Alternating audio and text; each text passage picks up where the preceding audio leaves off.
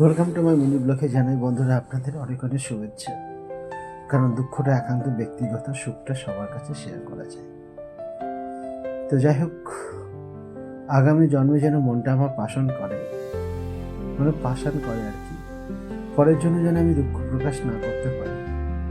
আর যারা আমার সবচেয়ে পাশে থাকার কথা, সে আমার খোঁজও নেয় না, কিন্তু এক সময় তাদের দুঃখে শরিক হবার জন্য আমি বহু সময় দিন রাত এক করে দিয়েছিলাম। রাতের ঘুম হারাম করে দিয়েও কনকনে ঠান্ডার মধ্যেও তাদের কাছে গেছিলাম। তো যাই হোক, তোমার কাছে করজোড়ে অনুরোধ, যদি মানুষ জন্ম আর একবার দাও, হৃদয়টাকে পাষাণ করে দাও।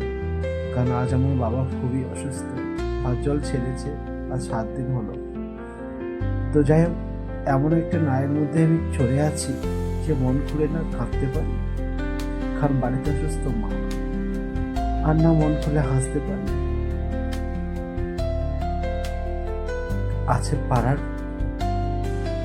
কূটনীতি প্রতিবেশী,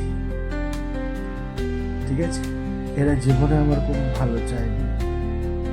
তাই ঠাকুর যদি সম্ভব হয় তোমার কাছে করজোড়ে অনুরোধ, আমার থেকে 5 বছর নিয়ে তুমি আমার বাবার আইতে যোগ করো। কারণ বাবা যদি না থাকে আমি অনাথ হব, বংশ পরিচয়টা আমার থাকবে, কিন্তু যে আমায় জন্ম দিয়েছে তার মুখটা আমি কোনোদিনও দেখতে পাবো না। তাই বন্ধুরা, যদি আপনারা আবার একটু ভালোবাসেন, বাবা মনির কাছ থেকে আমার বাবার একটু কামনা করবে। চোখের জল ধরে রাখি, কারণ মায়ের মুখের দিকে তাকিয়ে কিন্তু বাবার কষ্টটা আমি কিছুতেই মেনে নিতে পারি না।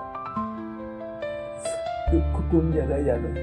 দুঃখ শুধু এই জায়গায়, কারণ জীবনে সবকিছু হাসি মুখে মেনে নেওয়া যায়, কিন্তু এখন তো দুঃখটা কোনোদিন কেউ হাসি মুখে মেনে নিতে পারে না।